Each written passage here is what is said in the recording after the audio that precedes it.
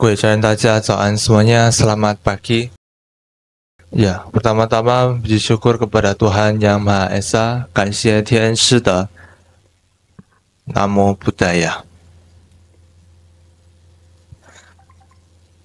Namo Buddhaya, selamat pagi sahabat yang terkasih.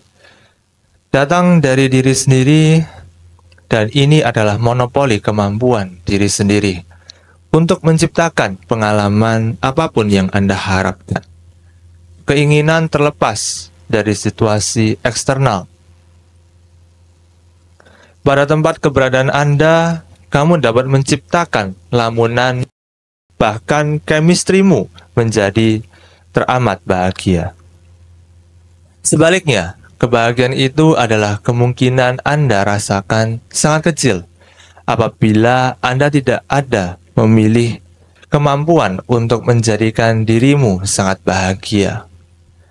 Tidak menghiraukan lambe turah di sekitarmu, diri Anda teramat bahagia. Tidak peduli di mana Anda berada, atau Anda sangat bahagia karena sifat dasar Anda sendiri. Lakukan manfaat-manfaat pada dirimu, maka jika Anda akan terkurung di sini ataupun di sana, di tempat satu orang ataupun dua orang yang menurut Anda adalah kondusif bagimu, itu berarti Anda akan mengurung diri Anda sendiri dengan banyak kemungkinan yang terkecil bahkan terindah. Menjadikan kebahagiaan mampu mendobrak segala rintangan dan tidak peduli apapun situasinya. Anda menjadi sangat bahagia karena sifat dasar Anda telah tercipta dengan baik. Anda hadir dan bertindak dengan cara yang tidak terkekang. Anda bisa melangkah jauh dan ada tujuan dalam hidupmu. Pembelajaran dari Romo Sun di kelas Dharma, mari kita wujudkan. Lebih lanjut, kita dengarkan dari Ibu Sinta, saya Charles mempersilahkan.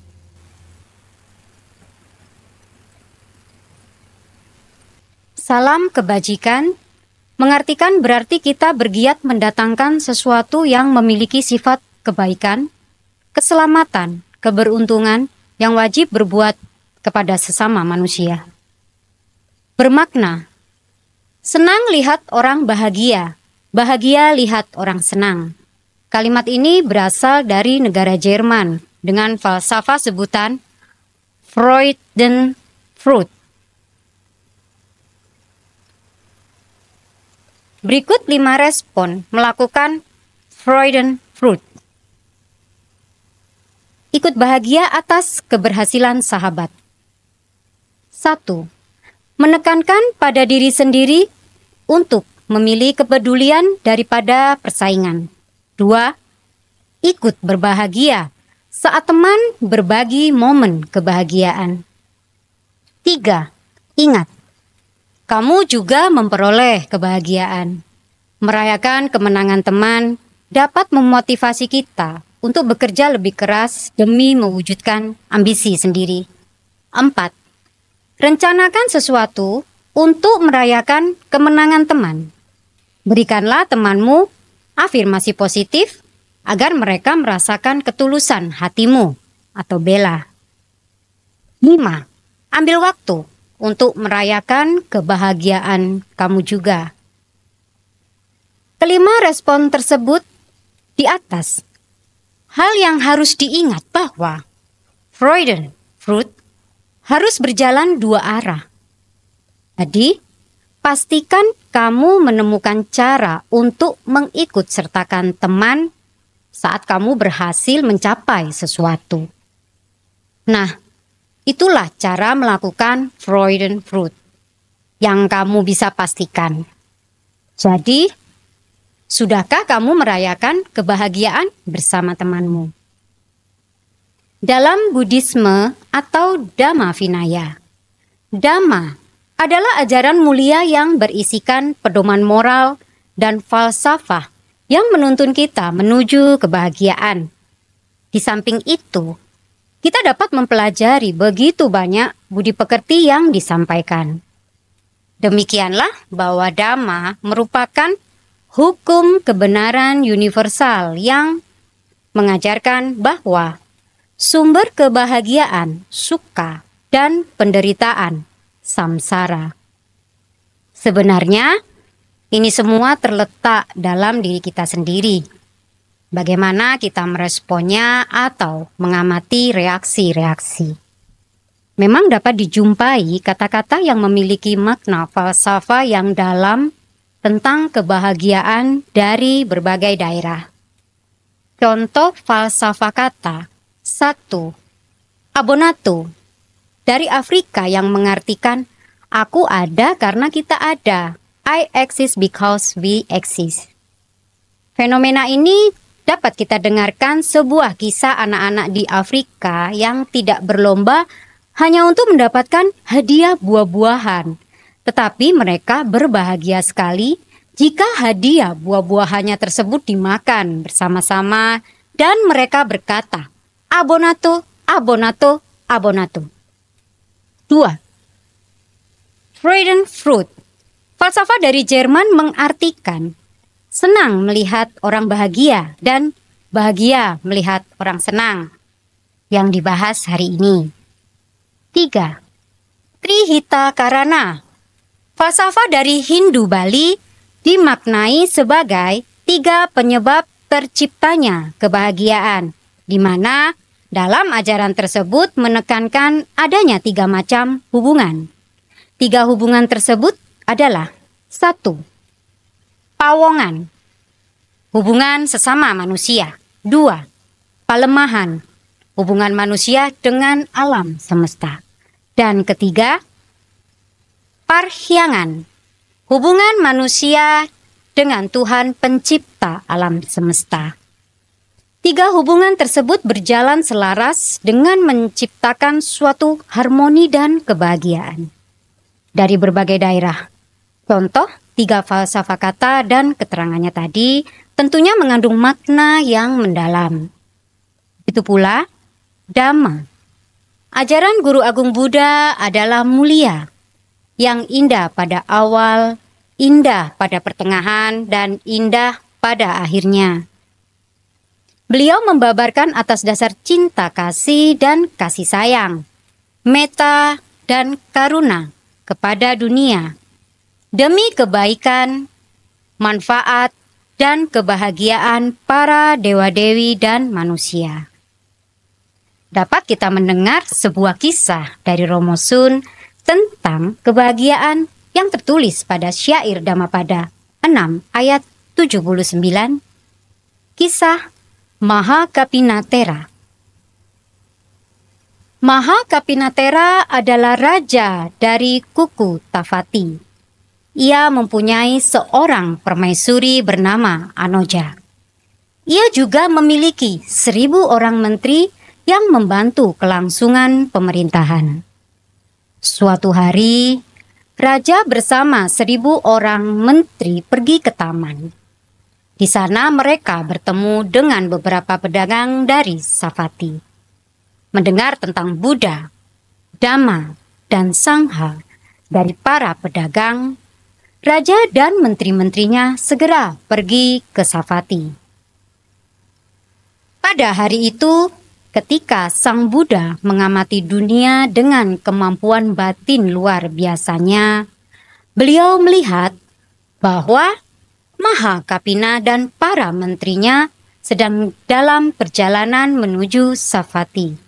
Beliau juga mengetahui bahwa mereka dapat mencapai tingkat kesucian arahat. Sang Buddha pergi ke suatu tempat yang jauhnya 120 yojana dari Savatthi untuk menemui mereka. Di bawah pohon banyan, di tepi sungai Candabaga, Sang Buddha menunggu mereka.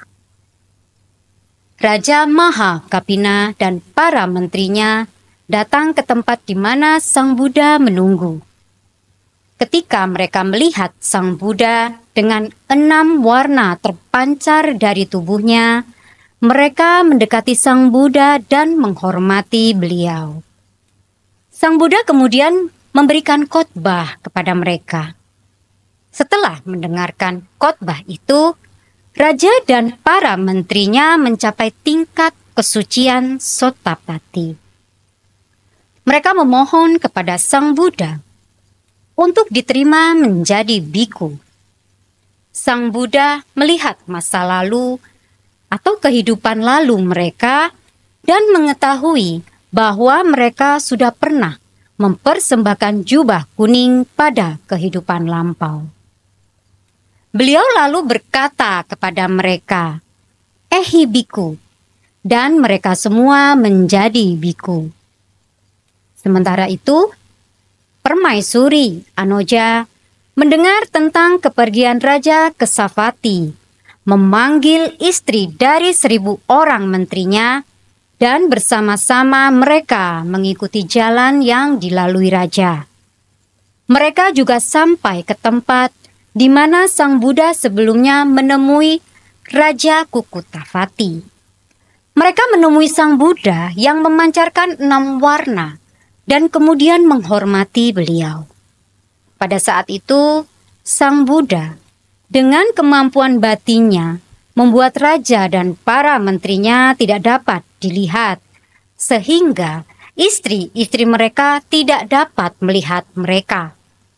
Oleh karena itu, Ratu bertanya, di mana raja dan para menterinya berada? Sang Buddha berkata kepada ratu dan rombongannya untuk menunggu beberapa saat dan menyatakan tak lama lagi raja akan datang bersama para menterinya. Kemudian Sang Buddha memberikan khotbah lain kepada mereka.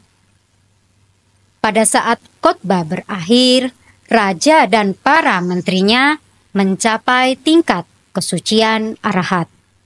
Ratu dan para istri menteri mencapai tingkat kesucian Sotapati. Setelah itu, ratu dan rombongannya melihat biku yang baru saja ditahbiskan dan mengenali mereka bahwa mereka sebelumnya adalah suaminya. Wanita-wanita itu kemudian memohon izin kepada Sang Buddha untuk diterima menjadi bikuni. Mereka langsung pergi ke Savatthi. Di sana mereka diterima menjadi bikuni, dan tak lama kemudian mereka juga mencapai tingkat kesucian arahat. Kemudian Sang Buddha kembali ke wihara Jetavana bersama 1.000 biku. Di wihara Jetavana, Mahakapina ketika beristirahat sepanjang malam atau pada siang hari sering berkata, "Oh, bahagia! Aho, sukam!" Para biku yang mendengarkan beliau mengucapkan kata-kata itu beberapa kali dalam sehari melaporkan hal tersebut kepada Sang Buddha. Kepada mereka Sang Buddha menjawab, "Anakku, Kapina telah merasakan bahagianya kehidupan dalam Dhamma dengan pikiran yang tenang." Ia mengucapkan kata-kata itu sebagai ungkapan kegembiraan yang meluap-luap berkenaan dengan Nibbana. Kemudian Sang Buddha membabarkan syair 79 sebagai berikut. Ia yang mengenal Dhamma akan hidup berbahagia dengan pikiran yang tenang. Orang bijaksana selalu bergembira dalam ajaran yang dibabarkan oleh para Arya. Demikian kisah tersebut.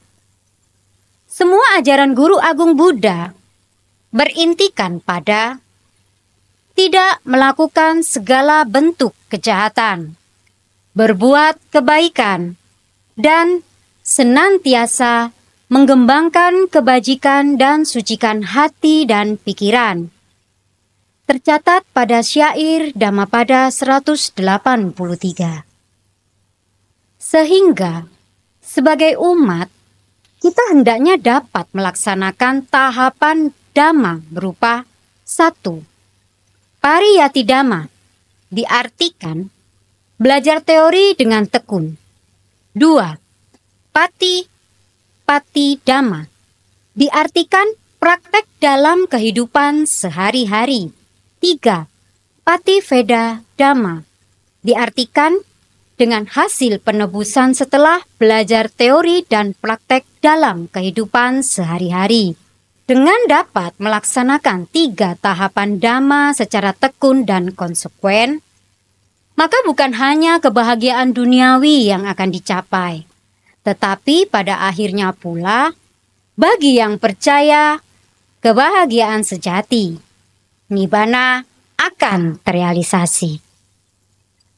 Terakhir, dengan Dhamma, kebahagiaan hidup akan dapat dicapai dan hidup ini akan menjadi semakin indah.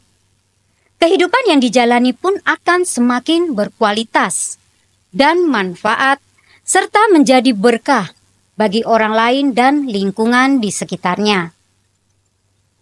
Tidak bosan, kita baca sekali lagi falsafah dari Jerman ini, Freudenfrucht. Aku senang orang bahagia. Buku bahagia, orang senang. Sekian disampaikan beliau. Saya Sinta, Sabesata Bhavantu Sukhitata. Semoga semua makhluk berbahagia. Kembali ke moderator dipersilakan. Takaran kebahagiaan kadang sulit untuk mengukurnya. Namun ketika memahami naskah Dharma dari Romo Sun bahwa kebahagiaan dalam kehidupan tidak ada tolak ukur tertentu, kita lebih mudah mempelajarinya dan pemahamannya. Dapat memberikan perhatian dan kasih sayang pada sesama akan menjadikan bahagia di dalam kebahagiaan. Sekali lagi, mari belajar dan dipahami. Lebih lanjut, kita dengarkan pendalaman dari Ibu Guru Hong. Saya Charles mempersilahkan. 好，大家好。 Ya, semuanya apa kabar? 有时候呢，我们就是不要再去关注别人做了什么，是更要专注我们自己采取的行动。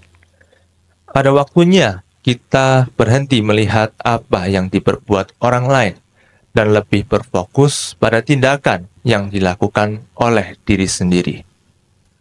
在经历这个困难的时期啊，是不是要停止下来，或是说去责怪他人？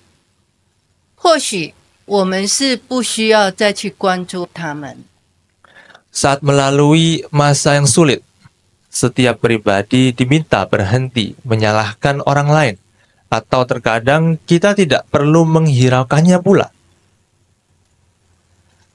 千百年来，思想家们就是一直忙着这个探讨幸福。幸福是外在的东西，可是它是有条件的。幸福是非常的短暂。 Selama ribuan tahun, para pemikir telah sibuk membincangkan tentang kebahagiaan. Kebahagiaan adalah sesuatu yang ada di luar manusia dan bersifat kondisional. Kebahagiaan bersifat sangat temporal. 如果他成功了，那他很高兴。那如果你跌倒了，那么幸福就失去了。 Jika dia sedang berjaya, maka di situ ada kebahagiaan. Jika sedang jatuh, maka hilanglah kebahagiaan. 所以呢，就正如这个疾风在开头的时候就说啦，他说人类没有永远的、永恒的幸福，幸福是短暂的，它就是取决于外在人类的条件。 Maka, seperti apa yang dikatakan saya, Charles, di awal tadi, tidak ada kebahagiaan yang abadi dalam diri manusia. Kebahagiaan itu sifatnya hanya sesaat, tergantung kondisi eksternal manusia. 病人呢认为幸福就是健康，那穷的人呢认为幸福就是拥有财富、有钱。那一般人的幸福就认为说，是权力，或是其他的假设。 Orang sakit menyangka kebahagiaan terletak pada kesehatan, Orang miskin menyangka kebahagiaan terletak pada harta dan kekayaan. Rakyat jelata menyangka kebahagiaan terletak pada kekuasaan dan sangkaan-sangkaan lain. 那么幸福的含义又是什么呢？ Lantas, apa yang disebut dengan bahagia atau happiness? 没有人像神那个女神那么的完美啊，仙佛。 Ya, tidak ada manusia itu sempurna seperti dewa-dewi, seperti Xianfo.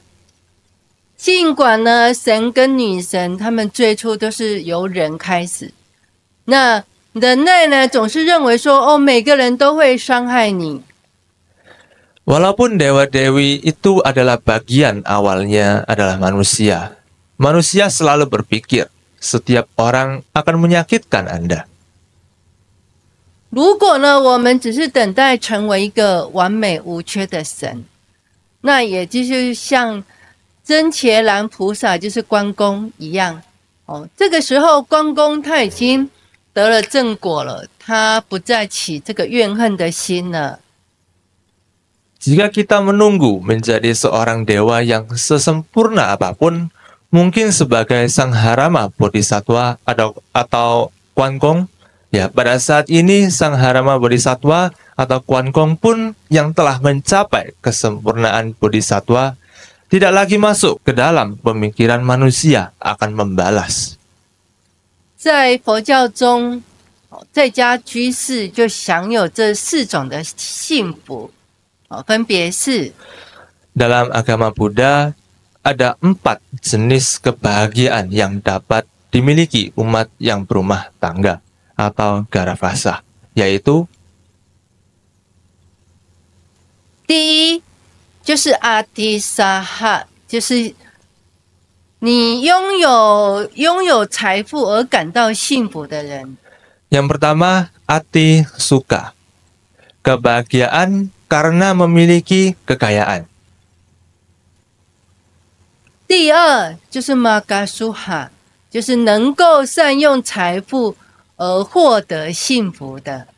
Lalu yang kedua, boga suka, kebahagiaan karena dapat menggunakan kekayaan. 第三就是阿那那，就是苏卡，就是你的幸福是没有负债的。 Lalu yang ketiga, anana suka, kebahagiaan karena terbebas dari hutang. 那第四就是阿那瓦嘎，就是苏哈，就是依照仙佛的教导学习这个就是佛法。那你行事行善所获得的快乐。 Lalu yang terakhir yang keempat, anavaja suka, kebahagiaan karena telah berbuat sesuai Buddha Dhamma. 这些幸福呢，是可以透过行善来培养的。我们不可以否认，其实最高的幸福就是被称为涅槃。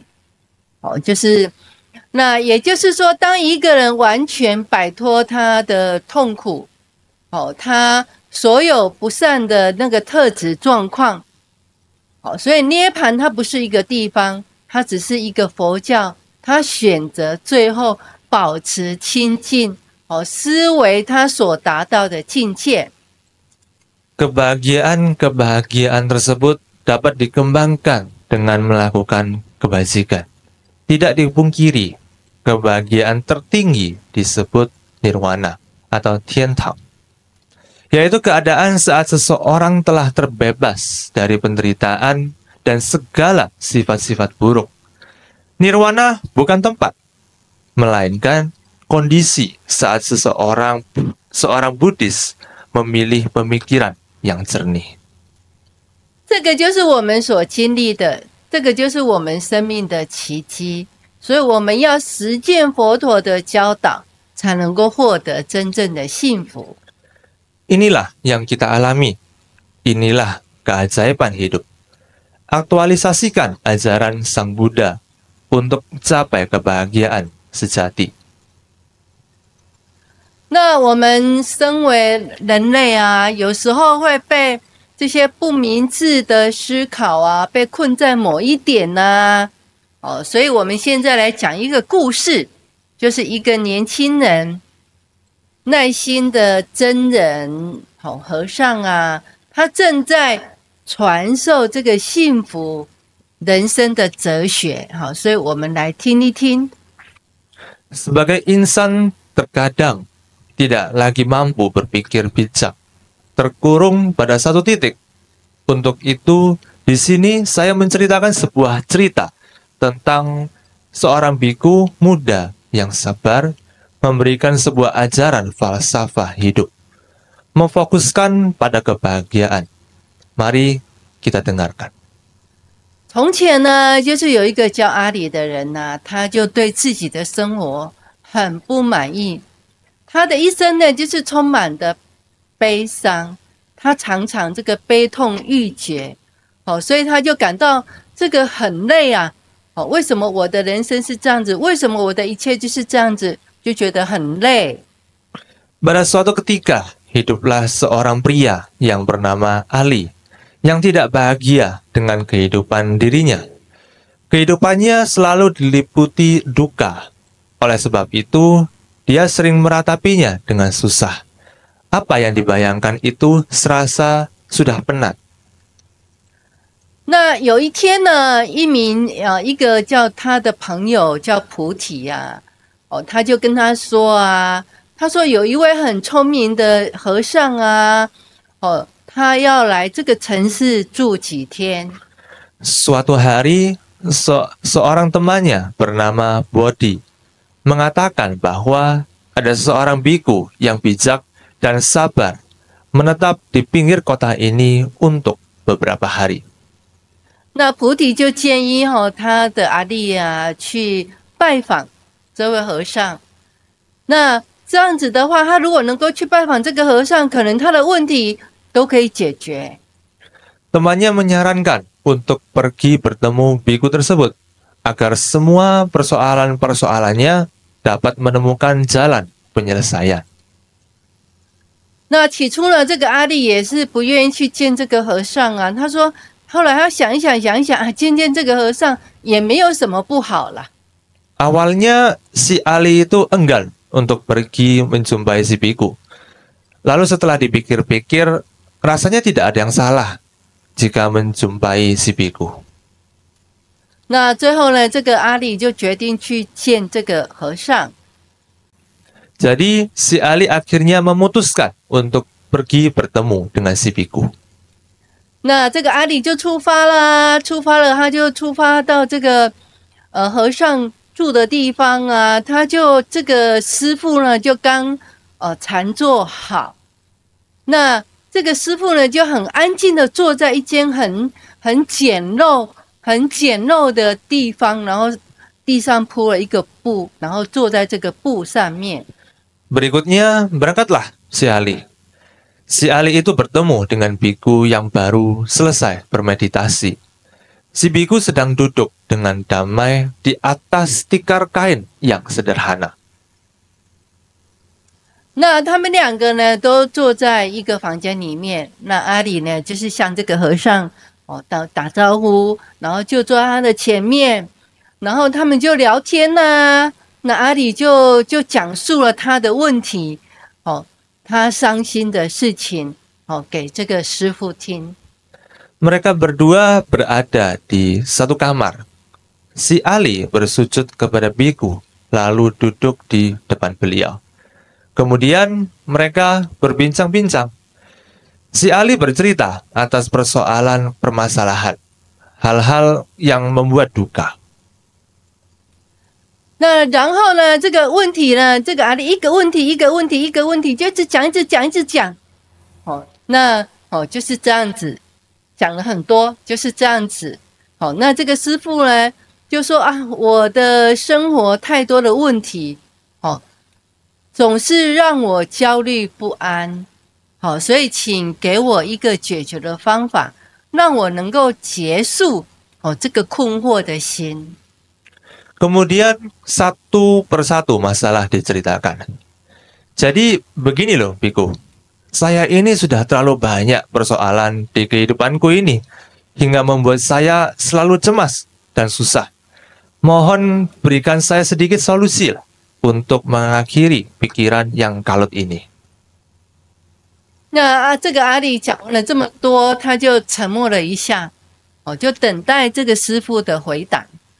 那这个师父呢，就是用这个同情心的眼神啊，看着阿里呀、Setelah itu, si Ali berdiam sejenak sambil menunggu jawaban dari biku. Biku memandang si Ali dengan penuh belas kasih. 那这个师父就想一想啊，然后说：“我的朋友，你能告诉我这个房间里面有多少红色的东西吗？” Berpikir sejenak dan berkata, "Temanku, dapatkah Anda memberitahukan padaku berapa banyak barang-barang yang berwarna merah di dalam kamar ini?" 那这个阿里呀、他听到这个师父提出这个问题呀、他就觉得很奇怪，跟他所讲的要他做的不一样。 Spontan, si Ali sangat terkejut mendengar pertanyaan dari biku. 这个阿里心里面就想啊，说我来这里是要找一些解决的方案，解决我的问题。可是这个师父问的问题好像跟我的问题都没有关系呀、Pikirnya, saya kan datang menanyakan untuk beberapa solusi agar dapat menyelesaikan persoalanku. Biku ini rasanya kok menanyakan pertanyaan yang tidak masuk akal, alias tidak ada kaitannya, tidak ada hubungannya. 那这个阿里呢，他虽然很不满意呀、可是他还是绕了这个房子一圈，然后数一下什么是红色的东西。 Perasaan yang masih tidak puas, ia sambil menoleh ke sekeliling kamar tersebut, sambil menghitung apa saja yang merah warnanya yang ada di dalam kamar tersebut. 然后呢，这个阿里就告诉这个和尚说，他说这个房间有很多红色的东西。 Dan kemudian dia berkata kepada si biku, "Di ruang kamar ini banyak barang-barang yang berwarna merah." 那这个阿里就说啊，有红色的枕头啦，红色的苹果啦，红色的垫子啦，凉鞋啦，热水瓶啦，就是很多很多红色的图案，他就是一一的讲出来。 Dia lalu menjelaskan, ada bantal merah, ada buah apel merah, ada tikar yang warna merah juga, ada sandal merah, ada termos merah, dan bagian-bagian tertentu ada corak merah. Macam-macam lah. 那这个师父就说很好，很好，现在不用去看这些地方，你能告诉我那些绿色的东西在哪里吗？ Biku berkata, "Baiklah. Sekarang tanpa melihat pada tempat-tempat tadi, dapatkah Anda memberitahukan keberadaan barang-barang yang berwarna hijau?" 那阿里听了这个师父的话很奇怪啊，他就怀疑呀、然后阿里就回答这个真的呢，嗨，师父，我怎么能够再去注意这个绿色的东西？所以更不用说其他的东西啊。 Si Ali menjadi tambah bingung mendengarkan pertanyaan aneh dari biku. Lalu Ali menjawab, biku, bagaimana saya dapat melihat barang-barang yang warna hijau? Apalagi disuruh menyebut satu persatu dan disuruh hitung lagi. 为什么？所以有耐心的师父就问说啊，你在寻找这个红色的东西的时候，为什么你不把绿色的东西顺便记下来呢？ Kenapa? Tanya biku yang sabar tersebut. Ya, kenapa? Sembari menjawab, saat Anda sedang mencari barang-barang yang berwarna merah, Kenapa Anda tidak sekalian mencatat yang warna hijau? 阿里就惊讶的回答，他说：“当然没有啊，因为那时候我只是注意红色的东西。”哦，所以这个很有耐心的和尚啊，哦，就耐心的和尚就说：“那我怎么可能能够写得下来？更不用说记住这个房间哦有什么绿色的东西。” Lalu si Ali menjawab penuh keheranan. Ya, tentunya tidaklah. Pada saat itu saya hanya berfokus pada yang berwarna merah aja. Biku yang sabar, manalah mungkin saya teringat untuk mencatat, apalagi mengingat barang-barang yang berwarna hijau di ruangan ini. 这个故事呢，就是告诉我们，其实我们人呐、在这个生活当中，就是这种现象哦，无法一次去接受很多的任务。 Inilah fenomena di dalam kehidupan insan, manusia tidak bisa berpikir sambil bekerja secara multitasking.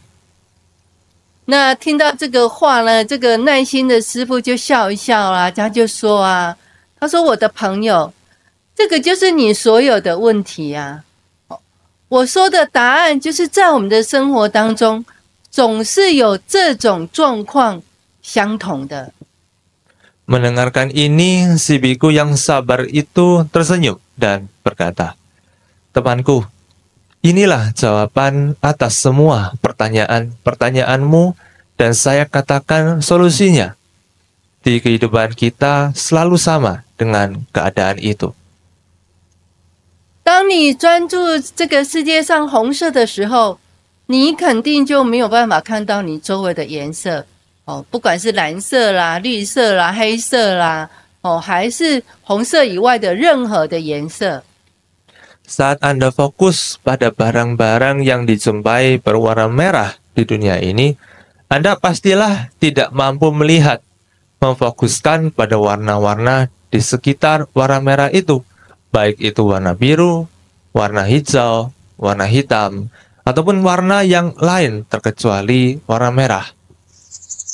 同样的，在我们的生活当中，总是一体两面，所以就是幸福，就是幸福跟痛苦。所以问题是你太专注你生活中痛苦的一面，你就没看到幸福就在你生活的另一边。 Demikian pula, pada kehidupan kita selalu terjadi penggabungan kepada dua aspek, yaitu kebahagiaan dan kesusahan. Persoalannya, Anda terlalu memfokuskan perhatianmu pada sisi kesusahan di kehidupanmu saja. Anda tidak melihat kebahagiaan itu ada pada sisi hidupmu. 所以要交代我们，好，其实幸福跟痛苦就像一面这个铜币哦，一个铜币有两面。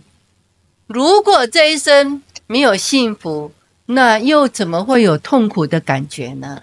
Ya, jadi pesan dari kisah ini ya, kebahagiaan dan kesusahan adalah diumpamakan dua sisi bagian pada koin. Jika tidak ada kebahagiaan pada kehidupan ini, kemudian bagaimana tercipta ada suatu perasaan kesusahan? 同样的，如果没有苦难，我们又怎么会有幸福的感觉呢？ Demikian pula, jika tidak ada kesusahan, kemudian bagaimana terciptanya ada suatu perasaan kebahagiaan? 所以呢，不要说你不再快乐，而是你太在意这个生活中的悲伤和困难是一面的。你没有意识到吗？幸福就在你的生命中。 Jadi, bukanlah itu tidak ada lagi kebahagiaan pada dirimu, tetapi Anda telah terlalu memfokuskan pada sisi kesusahan dan kesulitan pada hidupmu. Anda tidak sadar bahwa kebahagiaan ada pada hidupmu.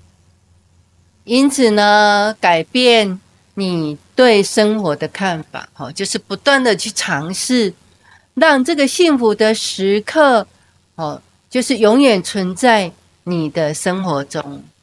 Maka dari itu, ubahlah cara pandang, perspektif pada kehidupan. Coba dan cobalah momen-momen kebahagiaan selalu ada dan berada pada hidupmu. 如果你专注于生活，那么就是幸福。生活若不充满的艰苦与困难，你会发现生活充满了幸福。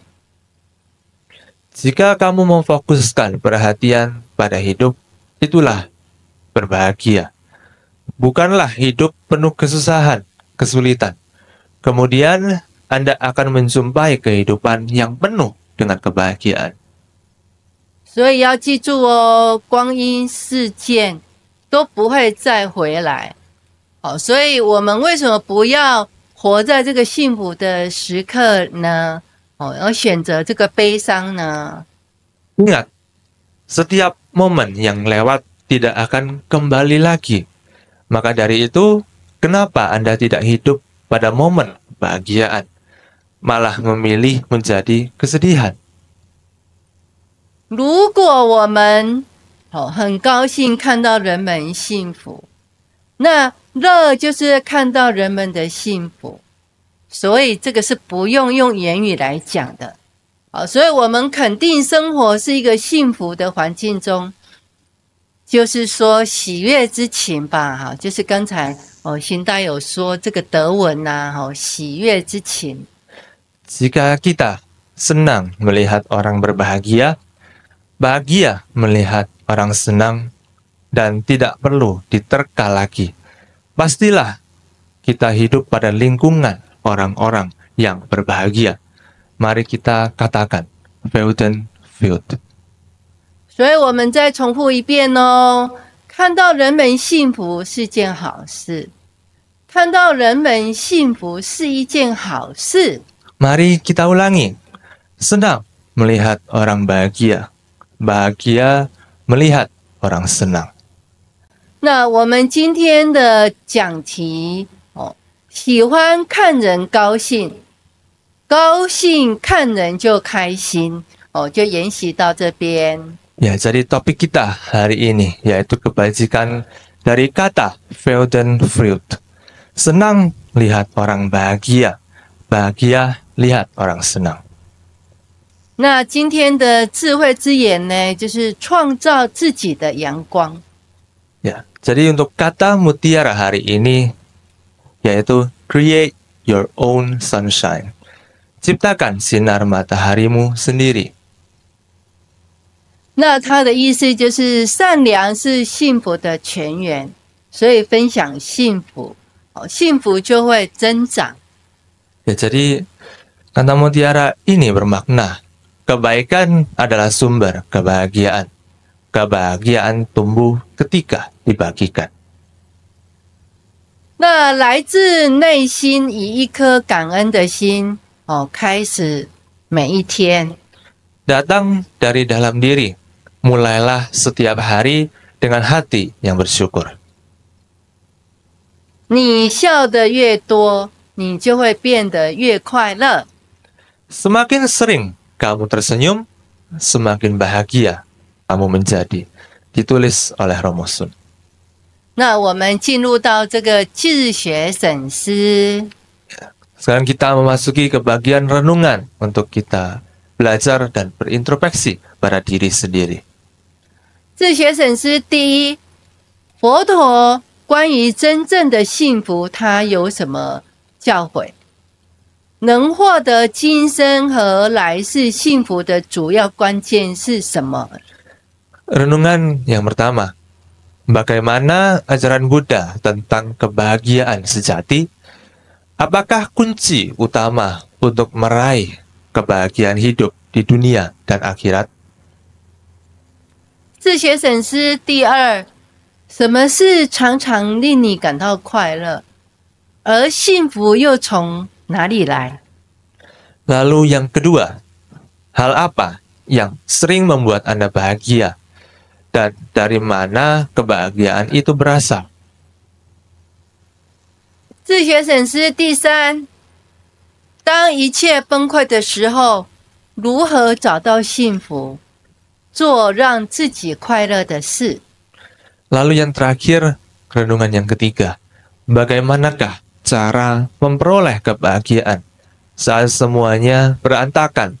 Dan lakukan apa yang membuat kamu bahagia? 那我们自学审思就学到这个地方，我们下个活动就请邢大来引导我们做神圣的祷告。 Ya, sekarang kita akan memasuki ke bagian berdoa bersama yang akan dipimpin oleh Ibu Sinta. Saya Charles mempersilahkan. Marilah kita siapkan hati dan pikiran kita untuk berdoa bersama. Buddha, Buddha, berikan berkat berikan berkat dan kesehatan yang baik. dan kesehatan yang baik. Kenankanlah aku Kenakanlah aku dengan roh kebahagiaan, dengan roh kebahagiaan, sehingga aku sehingga aku dapat menjadi dapat menjadi sumber sukacita sumber sukacita dan bahagia dan bahagia bagi orang lain. bagi orang lain. Terpujilah Sang Guru Maha Agung, Terpujilah Sang Guru Maha Agung, Bodhisattva Siddhartha Gautama, Bodhisattva Siddhartha Gautama. Namo Buddha Sejia Monifo. Namo Buddha Sejia Monifo. Puji syukur kepada Tuhan Yang Maha Esa. Puji syukur kepada Tuhan Yang Maha Esa. 感谢天恩师的感谢天恩师的阿弥陀佛。阿弥陀佛。 Kembali ke moderator untuk pembacaan Sabda Syair Kearifan. Untuk hari ini, Puja Bakti kali ini, Sabda Syair Kearifan dari Dhammapada 6 ayat yang ke-79. Ya, mari kita bersama-sama mendengarkan untuk versi Mandarinya yang akan dibacakan oleh Ibu Guru Hong. Dipersilakan. 今天的智慧诗是法句经第6品第79颂。